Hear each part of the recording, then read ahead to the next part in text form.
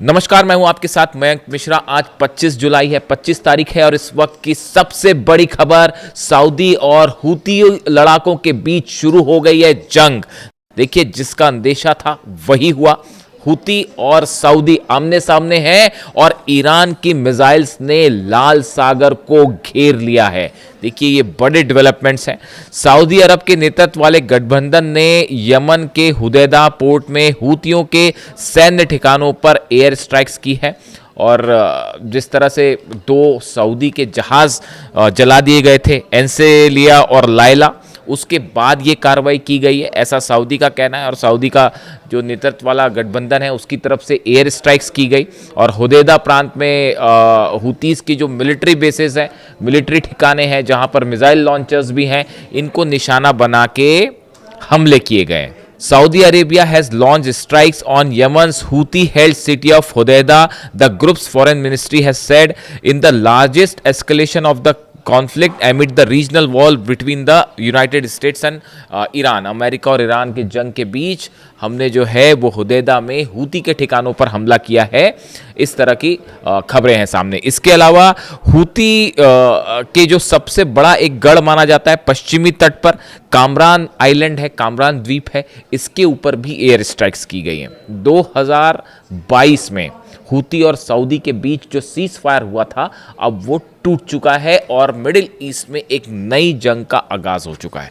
अब देखिए, इसके बीच में एक बड़ी खबर यह है, बड़ा डेवलपमेंट ये है कि बताया ये जा रहा है कि ईरान ने यमन के कई ठिकानों पर अपनी मिसाइल्स तैनात कर दी हैं। इस तरह की सीक्रेट इंफॉर्मेशंस आ रही हैं, यानी ईरान को इस बात का अंदेशा था कि हूतीस पर हमला किया जाएगा, हूती को निशाना बनाया जाएगा। लाल सागर जो है वो जंग का एक नया क्षेत्र बनने जा रहा है और बाबल मंदेब बंद है। ऑफिशियली इसको कोई कुछ नहीं कह रहा, लेकिन फिलहाल जहाज पार नहीं हो पा रहे। चीन का भी एक जहाज पार हुआ तो वो हूती और ईरान की परमिशन के बाद पार हुआ है। उसके अलावा बाबल मंदेब भी बंद है। हॉर्मुज वाले हालात जो है यहां पर भी खड़े हो गए हैं। पुतिन ने पहले ही कहा था कि बाबल मंदेब अगर बंद कर दिया, उनके विदेश मंत्री ने, रूस के विदेश मंत्री लावरोव ने कहा था कि अगर बाबल मंदेब बंद हो गया तो पूरे इलाके में जो सप्लाई है गैस की और एलएनजी की और ऑयल की सब रुक जाएगी और वही हालात बन रहे हैं। और उसके बाद अब हूतीस की तरफ से चेतावनी आ गई है। हूती ने सऊदी को चेतावनी दे दी है कि आपने हम पर हमला करके अपने लिए जहन्नुम के जो है वो द्वार खोल दिए हैं, जहन्नुम के दरवाजे खोल दिए हैं। यानी अब ये बात तय है कि हूतीस की तरफ से बड़ा बदला लिया जाएगा, बड़ी स्ट्राइक की जाएगी।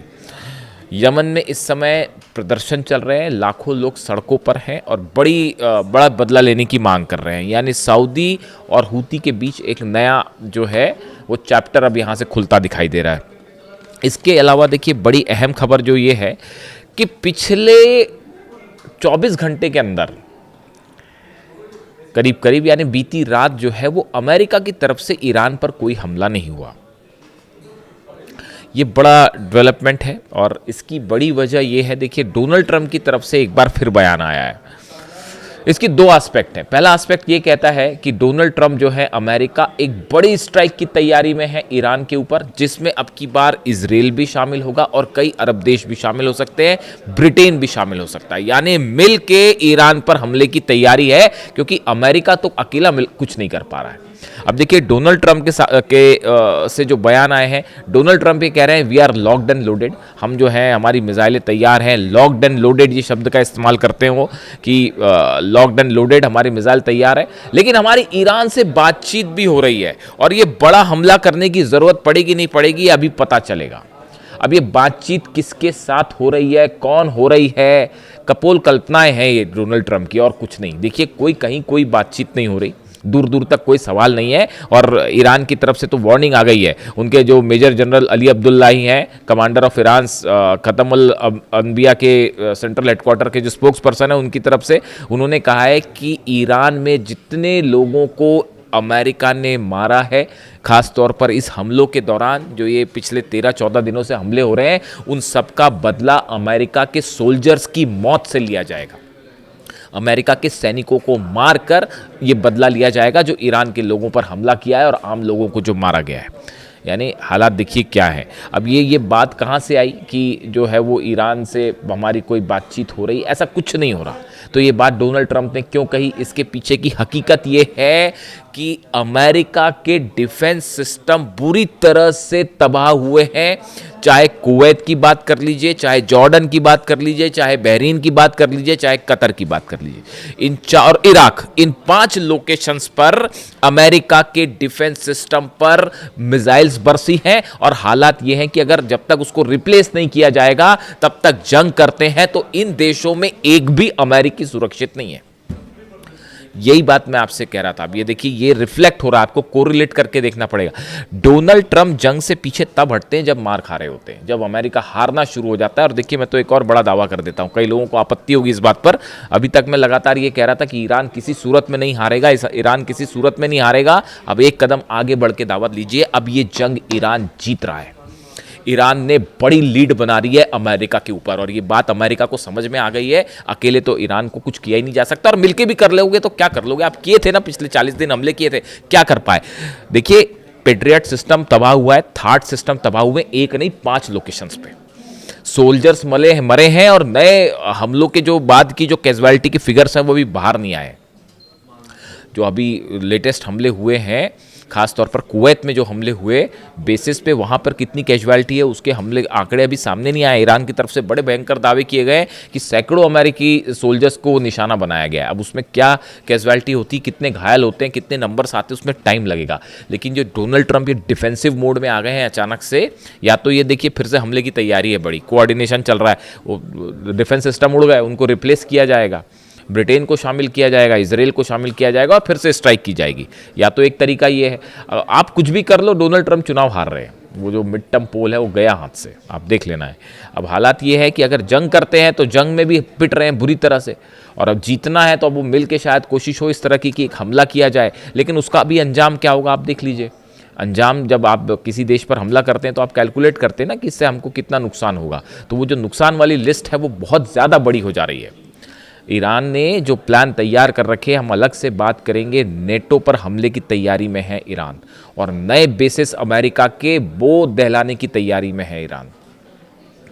बहुत बड़ी तैयारी कर रखी है। और पिकेक्स माउंटेन को लेकर तो इस तरह की खबरें आनी शुरू हो गई हैं कि जो हमले हो रहे हैं बार बार अमेरिका की तरफ से, इसके बाद शायद ईरान ने ये फैसला कर लिया है। इस तरह की कई दावे हो रहे हैं। देखिए, अब आप उसको बहाना बना के हमला करें नहीं करें, इराक वाली सिचुएशन अलग थी। आपने कहा वेपन्स ऑफ मास डिस्ट्रक्शन है, इसलिए आपने हमला कर दिया और आपने जो है वो सद्दाम रेजिम को हटा दिया। लेकिन ये यहाँ से ईरान एटम बम बनाए, ईरान एटम बम ना बनाए, ईरान कौन सी मिसाइल रखे, कौन सी मिसाइल ना रखे, उसके बाद भी आप ईरान का कुछ नहीं बिगाड़ सकते। ये हकीकत है। आप ईरान की ज़मीन पे कब्जा कर ही नहीं सकते। ये बात फिर से एक बार चर्चा में आ गई है।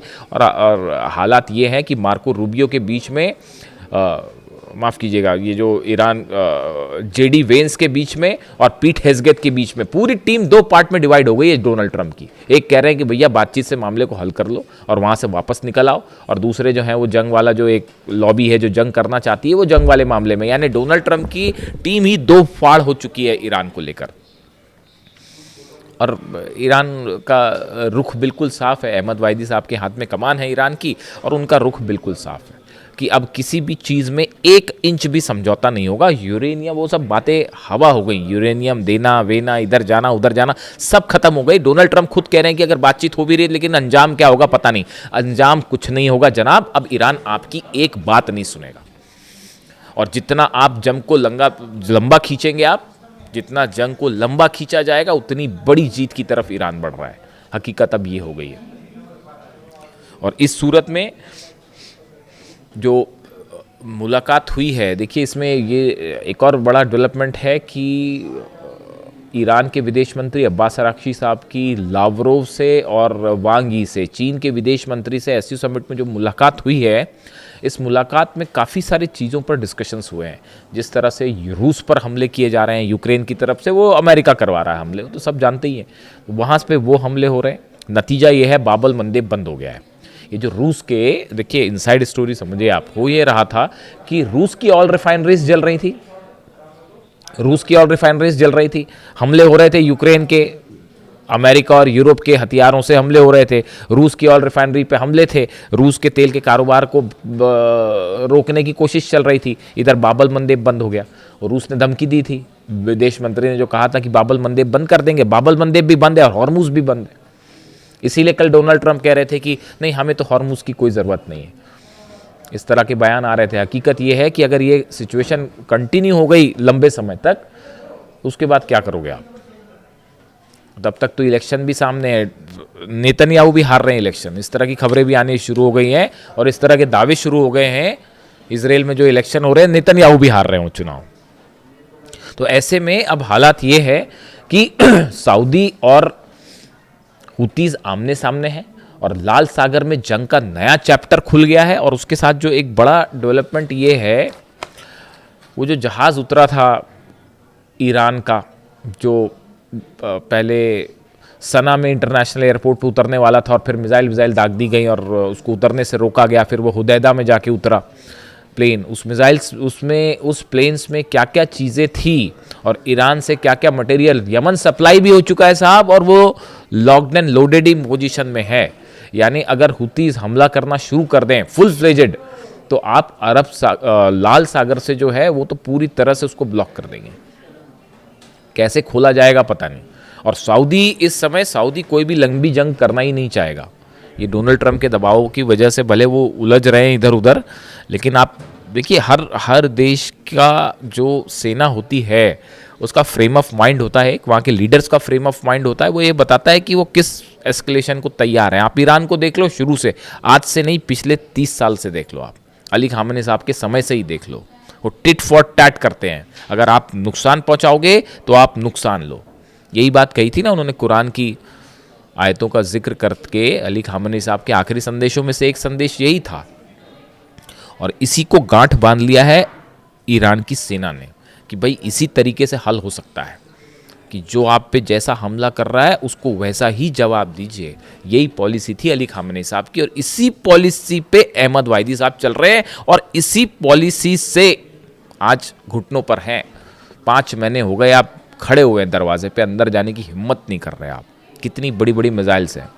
और वो टॉमहॉक वाली जो मैंने कल वीडियो बनाया था आपको कि टॉमहॉक मिसाइल गिरा दी है, उसने सनसनी फैला दी है डिफेंस इंडस्ट्री में। देखिए, एक तो होता है खबरें बनाना, एक जर्नलिज्म इंडस्ट्री होती है कि साहब हमने आपको खबर बताई, आपने अपनी खबरें सुनी। एक पीछे बड़ी लॉबी इंडस्ट्री काम कर रही होती है जो ये समझ रही होती है अरे कौन से देश के पास कौन सा हथियार है, किसका जेट गिर जा रहा है, किसकी मिसाइल गिर जा रही है।